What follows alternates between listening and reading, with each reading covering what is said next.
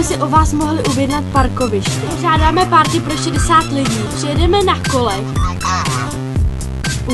U trávy? Praze! Ale tak tam jeho kde měli místo. Jedno? A... Takže my budeme přibližně 7 stolů. Takže třeba 7. Volené číslo je mimo provoz. Volené číslo u telefonu 7 stolů. A vy vlastníte? My jsme si totiž chtěli vlastně objednat. Řeknu nám to hned. No, to je pravda, ale... Národní nábytek, až tam bylo napsaný